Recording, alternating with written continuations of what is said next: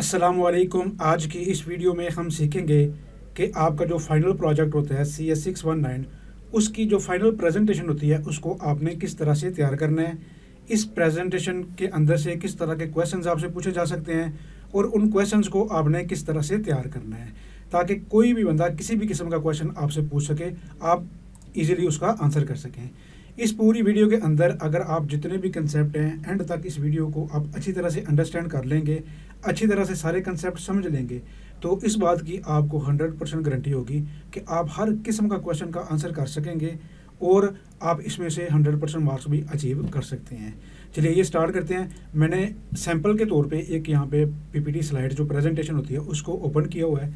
सबसे पहले इस तरह की एक स्लाइड होती है। हर एक पीपीटी स्लाइड जो होती है, प्रेजेंटेशन होती है, टेम्पलेट हर एक बंदे का डिफरेंट भी हो सकता है क्योंकि हर बंदा हो सकता है कोई डिफरेंट डिज़ाइन यूज़ कर रहा है, लेकिन मेन जो उसके अंदर डायग्राम्स होती हैं, मेन जो उसका जो स्ट्रक्चर होता है वो हर बंदे का सेम ही होगा। इसके बाद फिर आपके प्रोजेक्ट का नेम आ जाता है। सैम्पल के तौर पे मैंने एक प्रोजेक्ट का ये वाला नेम रखा हुआ है, ठीक है। उसके बाद इसके अंदर आ जाता है इंट्रोडक्शन। इंट्रोडक्शन में क्या होता है कि आप जो प्रोजेक्ट या वेब एप्लीकेशन जो भी चीज़ आप बना रहे हैं उसका आपको पता होना चाहिए क्या चीज़ आपने बनाई है, उसका पर्पस क्या है और उसके अंदर क्या क्या फंक्शनैलिटी इंक्लूड की है, स्कोप क्या है, मेन पूरा इंट्रोडक्शन पता हो कि कोई भी बंदा आपसे पूछे आपने ये एप्लीकेशन बनाई है, ये वेबसाइट बनाई है, इसका पर्पस क्या है, क्यों बनाई है और इसके अंदर क्या क्या चीज़ें हैं, मेन थोड़ा सा सारा इंट्रोडक्शन आपको पता होना चाहिए। ये इंट्रोडक्शन आप इंग्लिश में चाहे तो इंग्लिश में भी आप प्रेजेंट कर सकते हैं। अगर आपको इंग्लिश नहीं ठीक तरह से आती, उर्दू में करना चाहते हैं तो उर्दू में भी ये एक्सप्लेन करके आप बता सकते हैं, जैसे भी आपको ठीक लगे। इसके बाद आता है जो प्रोसेस मॉडल होता है। वीजू प्रोसेस मॉडल की ये डायग्राम है। डिफरेंट टाइप के प्रोसेस मॉडल हैं, पहले भी हम पढ़ चुके हैं, इसको डिस्कस भी कर चुके हैं, जो कि सॉफ्टवेयर डेवलपमेंट लाइफ साइकिल होते हैं, SDLC, ठीक है। उसमें डिफरेंट मॉडल यूज़ होते हैं आपकी जो वेब एप्लीकेशन है या सॉफ्टवेयर है उसको डेवलप करने के लिए। ये जो डायग्राम हमारे सामने ओपन है ये वीयू प्रोसेस मॉडल की डायग्राम है। अब इसके अंदर दो मॉडल का कम्बिनेशन होता है, आइए उसको समझते हैं। एक तो होता है वाटरफॉल मॉडल, ठीक है, उसके बाद होता है एक स्पाइरल मॉडल। ये दो मॉडल को मिला के ये वीयू प्रोसेस जो भी मैंने डायग्राम दिखाई थी वो मॉडल बना हुआ है। अब वाटरफॉल मॉडल क्या होता है, कोई आपसे पूछे तो आपने क्या बताना है, ये एक लीनियर और सिक्वेंशियल अप्रोच होती है, ठीक है। एक लीनियर अप्रोच होती है, मीन्स कि जिस तरह वाटरफॉल नहीं होती, ऊपर से नीचे पानी आ रहा होता है। अब अगर ऊपर से नीचे पानी वापस आ रहा होता है तो पानी वापस बैक नहीं जा सकता। सेम इसी तरह से ये लीनियर अप्रोच है। इसके अंदर डिफरेंट जो प्रोजेक्ट है डिफरेंट फेजेस के अंदर उसको डिवाइड किया जाता है। पहले रिक्वायरमेंट गैदरिंग होती है, डिज़ाइनिंग होती है, कोडिंग होती है, फिर इम्प्लीमेंटेशन होती है टेस्टिंग के बाद, फिर डिप्लॉयमेंट, मेंटेनेंस। सेम ये जो स्टेप हैं इस तरह से फिर चलते रहते हैं। कि इसके अंदर ये चीज़ ज़रूरी है कि जो भी स्टेप है ना, अगर आप नेक्स्ट स्टेप पे मूव कर जाते हैं ना, उससे पहले जो उससे प्रीवियस स्टेप है उसका कंप्लीट होना ज़रूरी है। वो कंप्लीट होगा जब आपको 100% श्योरिटी हो जाएगी ये चीज़ कंप्लीट हो गई है, अब दोबारा मैं इसके ऊपर वापस नहीं आ सकता, तो फिर आपने नेक्स्ट स्टेप पे मूव करना होता है। ये कहाँ पे सूटेबल होता है वाटरफॉल मॉडल, जहाँ पे आपको प्रोजेक्ट की जो रिक्वायरमेंट है 100% क्लियर होती हैं, मीन्स कि बिल्कुल स्टेबल रिक्वायरमेंट होती हैं। एक तो क्लियर होती हैं, बिल्कुल आपको सारा पता होता है मैंने बनाना क्या है, और स्टेबल होती हैं, ठीक है। दूसरी चीज़ है कि बाद में उसके अंदर कोई चेंजिंग वगैरह नहीं करनी पड़ेगी। एक स्टेज से दूसरी स्टेज पे चले जाते हैं, उसके अंदर कोई और रिक्वायरमेंट आके भाई वो चेंजिंग करनी है, तो ये चीज़ भी नहीं होनी चाहिए, ठीक है। तो जहाँ पे क्लियर रिक्वायरमेंट होती हैं और स्टेबल रिक्वायरमेंट होती हैं, उनके अंदर चेंजिंग नहीं होती, वहाँ पे ये सूटेबल होता है। और वहाँ पे ये सूटेबल नहीं होता जहाँ पे आपको दरमियान में कोई अगर चेंजिंग करना पड़ जाए, कोई चेंजिंग करना पड़े बार बार, कोई मज़ीद उसके अंदर चीज़ इन्हांस करना पड़े, तो वहाँ पे ये फिर सूटेबल नहीं होता। ये थोड़ा सा उसका इंट्रोडक्शन था, आपको पता होना चाहिए। आगे जो है स्पाइरल मॉडल क्या होता है, ये आइटरेटिव मॉडल होता है। इसके अंदर क्या होता है, आइटरेशंस होती हैं, मींस कि प्रोजेक्ट का एक हिस्सा आप बना देते हैं, बना के उसको दिखाते हैं, उसके अंदर कोई चेंजिंग करनी हो या उसके अंदर मज़ीद कोई चीज़ें ऐड करनी हो तो फिर वो अब अगली आइटरेशन के अंदर, उसके अगले स्टेप के अंदर वो ऐड कर सकते हैं। ये कंबाइन करता है वाटरफॉल और आइटरेटिव जो डेवलपमेंट है, दोनों की मेथडोलॉजी को मिला के ये बनता है। इसके अंदर फिर हम करते क्या हैं कि रिस्क एनालिसिस है जो है वो कर सकते हैं, ठीक है। और ये जो प्रोग्रेस है अपनी मल्टीपल आइटरेशन इसके अंदर होती हैं, जो प्रोजेक्ट की प्रोग्रेस होती है। हर आइटरेशन के अंदर हम क्या करते हैं कि कोई एक्स्ट्रा चीज़ ऐड करते हैं या प्रीवियस जो चीज़ होती है हमारा उसको इन्हेंस करते हैं, उसके अंदर मज़ीद कोई बेहतरी लेके आते हैं, ठीक है। कस्टमर को दिखाते हैं जितना हिस्सा एक आइट्रेशन के अंदर जो भी उसका पार्ट बन जाता है, फिर इनकॉर्पोरेट करते हैं फीडबैक। वो फीडबैक देता है, नहीं मुझे ये चीज़ नहीं थी चाहिए, ये चीज़ अगर इस तरह आप कर लें तो ये ज़्यादा बेहतर हो जाएगी। जो भी फीडबैक देगा उसको फिर हम ऐड करेंगे, ठीक है। उसके बाद ये सूटेबल होता है जहाँ पे हाई लेवल ऑफ अनसर्टेनिटी हो, मीन्स कि जहाँ पे बहुत ज़्यादा आपको गैर यकीनी की सूरत हाल हो, रिक्वायरमेंट्स आपको क्लियर नहीं होती, आपको पता भी नहीं होता कि प्रोजेक्ट तो शुरू कर दिया है, अब इसके अंदर कोई भी अनसर्टेनिटी आ सकती है, कोई भी ऐसा आ सकता है कि हो सकता है बाद में मजीद ये चीज़ तो कह दिया उसने, फिर उसको पता चला नहीं नहीं ये ऐसा नहीं था, ऐसा करना था, गैर यकीनी की सूरत हाल हो, तो उसके लिए ये फिर सूटेबल होते हैं, ठीक है। अब इसके अंदर होता है कि फ्लेक्सिबल होता है, ठीक है, अडाप्टेबिलिटी होती है, मीन्स कि जिस तरह के वाटरफॉल मॉडल के अंदर हमने पढ़ा था वो इनफ्लेक्सिबल होता है, इसके अंदर ये फ्लेक्सिबिलिटी होती है कि कोई भी चेंजिंग करनी है, कि कोई भी एक्स्ट्रा चीज़ ऐड करनी है या प्रीवियस चीज़ को इन्हेंस करना है, तो ये दोनों चीज़ें इसके अंदर मौजूद होती हैं। और इसके साथ हर आइट्रेशन के अंदर हम इसकी जो है रिस्क है उसको भी एनालिसिस करते हैं, ठीक है। रिस्क एनालिसिस भी इसके अंदर होता रहता है और उसको फिर हम मिटिगेट करते रहते हैं, जो भी रिस्क हो प्रोजेक्ट के उस आइट्रेशन के अंदर उसको एनालिसिस करके फिर उसको क्या करते हैं हम रिमूव करने की कोशिश करते हैं, कम से कम करने की कोशिश करते हैं। ये थोड़ा सा वाटरफॉल और स्पाइरल मॉडल का आइडिया था, ठीक है। आपको ये थोड़ा सा पता होना चाहिए, कोई भी पूछे तो आप उसको बता सकते हैं, ठीक। आगे हम चलते हैं, आगे मूव करते हैं। इसके बाद प्रोसेस मॉडल के बाद आपके पास आती है use case diagram. Use case diagram क्या होती है, इसके अंदर हम फंक्शनल रिक्वायरमेंट को लिखते हैं। अब फंक्शनल और नॉन फंक्शनल रिक्वायरमेंट में क्या डिफरेंस होता है, जो भी आपकी एप्लीकेशन या वेबसाइट फंक्शनैलिटी परफॉर्म करती है, फॉर एग्जांपल आप किसी वेबसाइट पे गए हैं, कोई एप्लीकेशन यूज़ कर रहे हैं, वहाँ पे लॉगिन करेंगे, ये एक फंक्शनैलिटी है जो वो एप्लीकेशन आपकी प्रोवाइड कर रही है। सर्च करना भी एक फंक्शनैलिटी है, वहाँ पे चेकआउट करना, ठीक है, कोई चीज़ एडिट करनी है, कोई चीज़ आपने एक्स्ट्रा यूज़र ऐड करना है, अप्रूव करनी है, व्यू करनी है, ठीक है, ये डिफरेंट टाइप की फंक्शनैलिटी होती है। जो भी वो सिस्टम परफॉर्म कर रहा है वो उसकी फंक्शनैलिटी होगी। तो इस यूज़ केस डायग्राम के अंदर हम उस फंक्शनल रिक्वायरमेंट को ऐड करते हैं। ये जितने भी हैं ये फंक्शनल रिक्वायरमेंट उसकी, ठीक है, डिटेल के साथ नहीं, उसका मेन नेम लिख देते हैं, ठीक है। तो ये यूज़ केस है। यहाँ पे आपसे अगर पूछा जाए ये क्या चीज़ है ओवल शेप के अंदर, ये ओवल शेप के अंदर यूज़ केसेस हैं। यूज़ केसेस क्या होते हैं, फंक्शनल रिक्वायरमेंट होती है जो सिस्टम परफॉर्म करता है, ये एक्टर होता है। और ये रेक्टेंगल में जो होता है ना, ये रेक्टेंगल बॉक्स जो होता है ये सिस्टम की बाउंड्री होती है। इस सिस्टम की बाउंड्री के अंदर ही सारी फंक्शनल रिक्वायरमेंट हम रखते हैं, ठीक है। इसके अलावा नॉन फंक्शनल रिक्वायरमेंट भी होती हैं, ठीक है। ये तो फंक्शनल रिक्वायरमेंट है, तो फिर नॉन फंक्शनल रिक्वायरमेंट कौन सी होती है, जो सिस्टम परफॉर्म तो नहीं करता लेकिन उस सिस्टम के लिए वो भी ज़रूरी होती है, मतलब उसकी सिक्योरिटी, उसकी मेंटेनेबिलिटी क्या है, ठीक है, उसकी परफॉर्मेंस कैसी है, स्पीड कैसी हमें मिल रही है, ये डिफरेंट टाइप्स की होती हैं। इससे प्रीवियस जो वीडियो उसके अंदर डिटेल के साथ उनको हमने देख लिया था।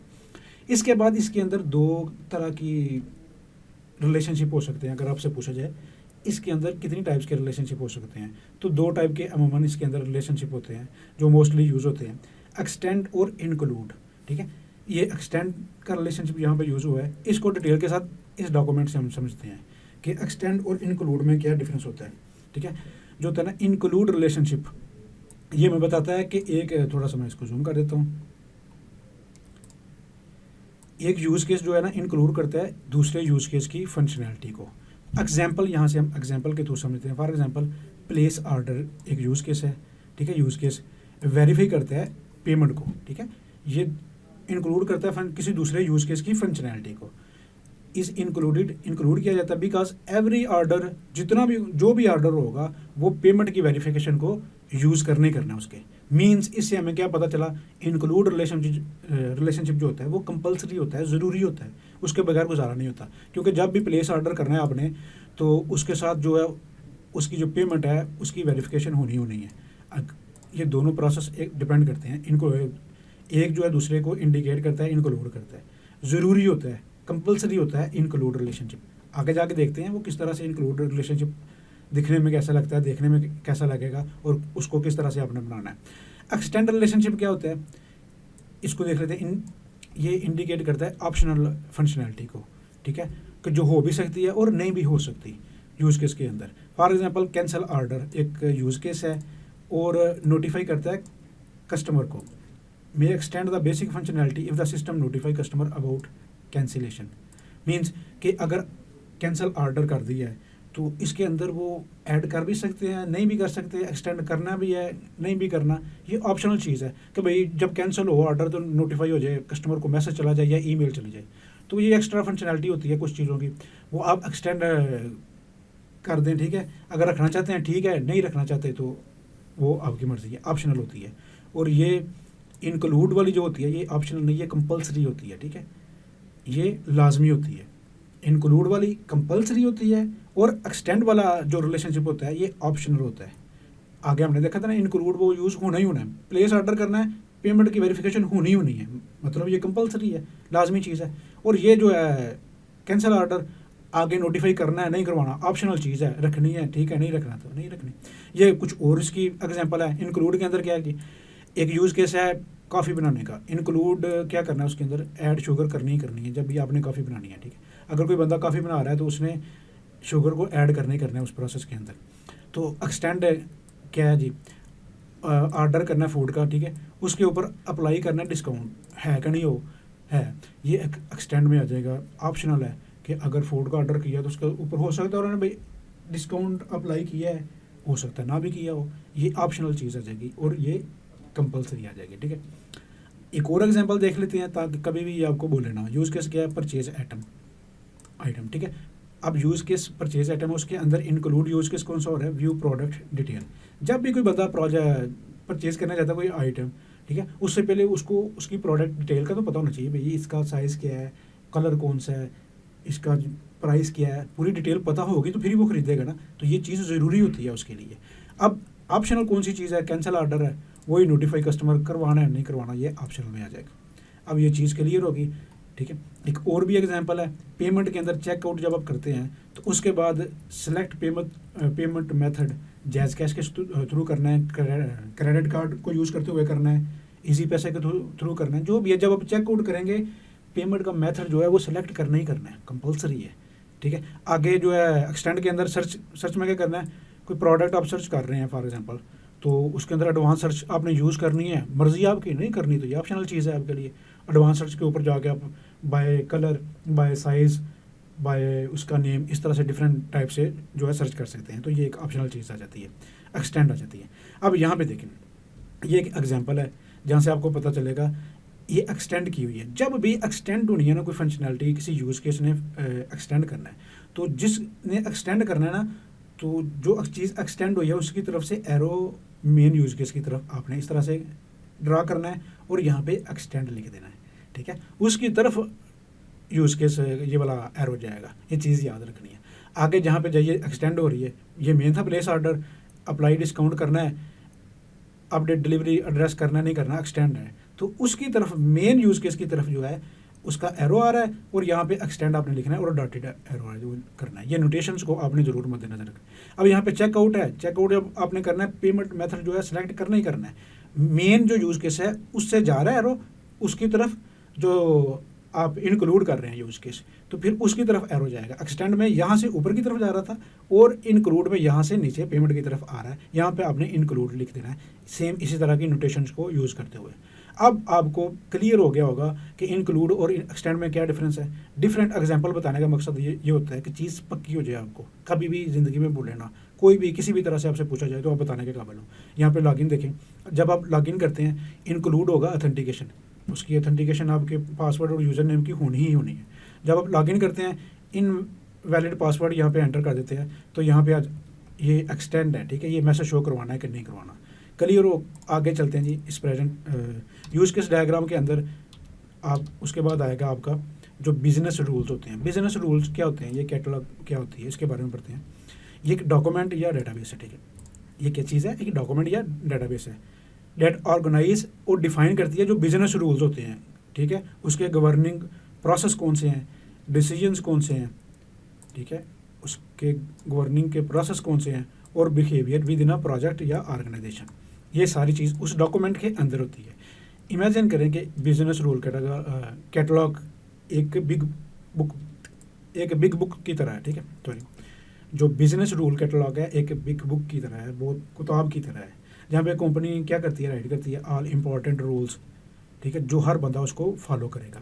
फॉर एग्जांपल पिज़्ज़ा डिलीवरी का बिजनेस है तो उसके अंदर ये हो सकता है कि डिलीवरी जो है पिज़्ज़े की 30 मिनट्स के अंदर अंदर आपने करनी ही करनी है।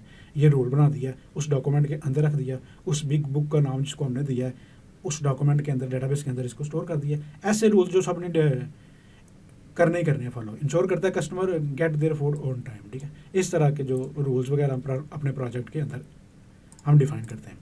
ये चीज़ क्लियर होगी। ये अपने अपने प्रोजेक्ट के हिसाब से अब आप बिजनेस रूल्स खुद आपको पता चल जाएगा, सर्च भी कर सकते हैं और यहाँ पे ऐड भी कर सकते हैं, और अब आप उनको बता भी सकते हैं उनका मकसद क्या है। यहाँ पे आर्किटेक्चरल डिज़ाइन, कोई भी वेब एप्लीकेशन बनाते हैं, कोई भी प्रोजेक्ट बनाते हैं, तो ये भी जो उसका आर्किटेक्चरल डिज़ाइन होता है ये आपको पता होना चाहिए। ये 3 डिफरेंट लेयर्स हैं, आइए डिटेल के साथ इनको देखते हैं।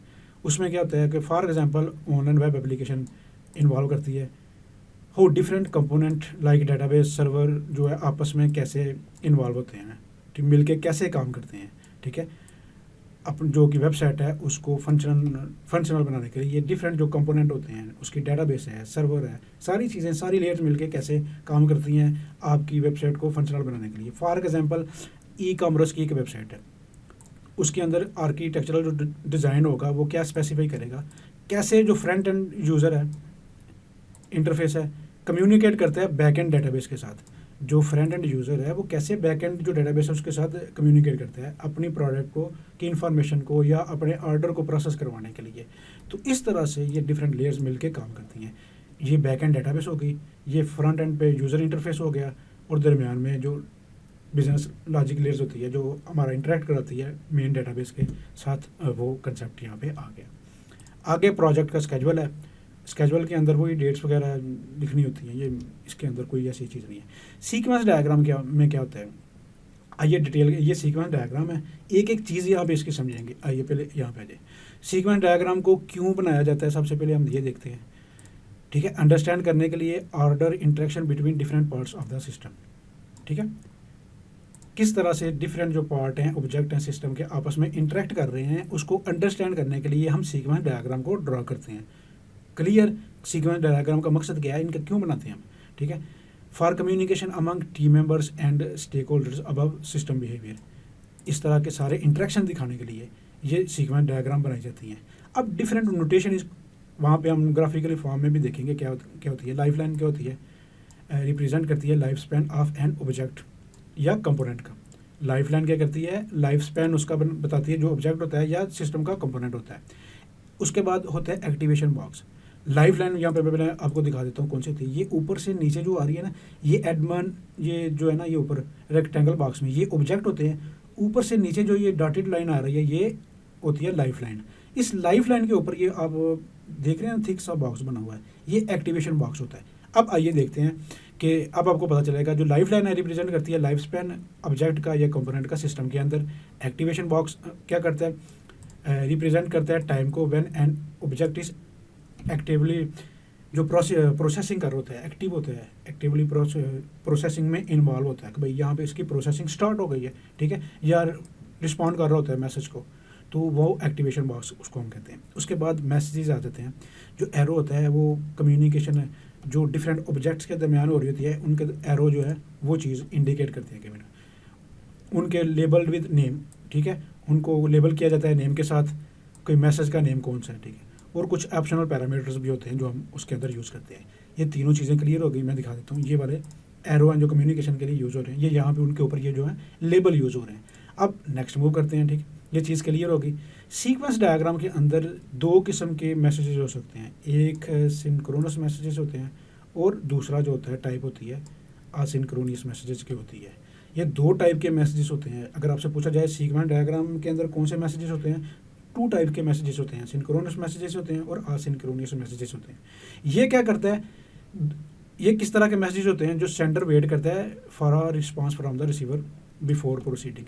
अगला काम करने की से पहले, आगे प्रोसीड करने से पहले जो है सेंडर मैसेज सेंड करके उसके रिस्पांस को वेट करता है। रिस्पांस आता है तो फिर नेक्स्ट स्टेप पे वो प्रोसीड करता है। जबकि जो दूसरा टाइप होती है असिंक्रोनस मैसेजेस की, वहाँ पे sender does not wait for a response और उसकी जो एग्जीक्यूशन है वो कंटिन्यू कर देता है, करके फिर आगे मूव कर देता है।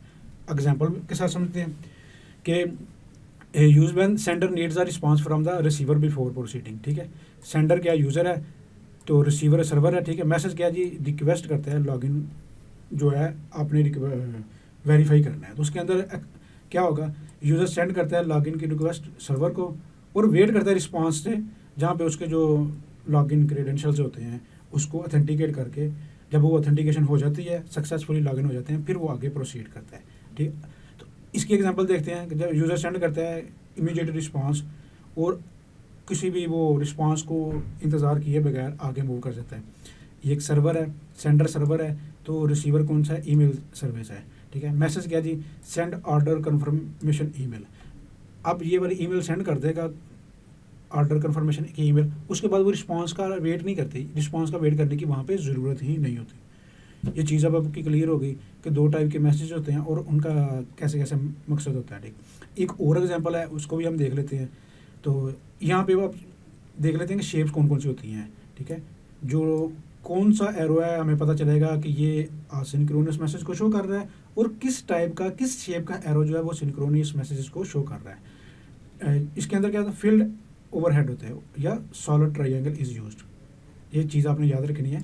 जो सिंक्रोनस मैसेजेस होते हैं उनके अंदर फील्ड एरो हेड होता है, ये वाला ये देख रहे हैं आप, ये थोड़ा सा मैं करके देखता हूँ, और सॉलिड ट्रायंगल ये वाली, ये चीज़ यूज़ होती है, ठीक है। और जो असिंक्रोनस मैसेज होते हैं इसके अंदर क्या होता है कि अनफिल्ड एरो हेड होता है या ओपन ट्रायंगल होती है, ठीक हो गया जी। ये वाला अनफिल्ड एरो होता है या ओपन ट्रायंगल होती है। इस तरह की शेप्स होती हैं। इस तरह की शेप वो आपको देख के पता चल जाएगा भाई ये वाली। अब आए जरा सीक्वेंट डायग्राम के ऊपर, अब आपको यहाँ पे पता चल रहा होगा कि इनमें से सिंक्रोनियस मैसेजेस कौन से हैं और असिंक्रोनियस मैसेजेस कौन से हैं, किसकी शेप कौन सी है, ठीक है। ऑब्जेक्ट कहाँ पे है, लाइफ लाइन कौन सी है, एक्टिवेशन बॉक्स कौन सा है, लेबल कौन से हैं, एक एक चीज़ अब आपकी क्लियर होनी चाहिए यहाँ पे। अब यहाँ पे मैं दिखा रहा हूँ आपको, ठीक है।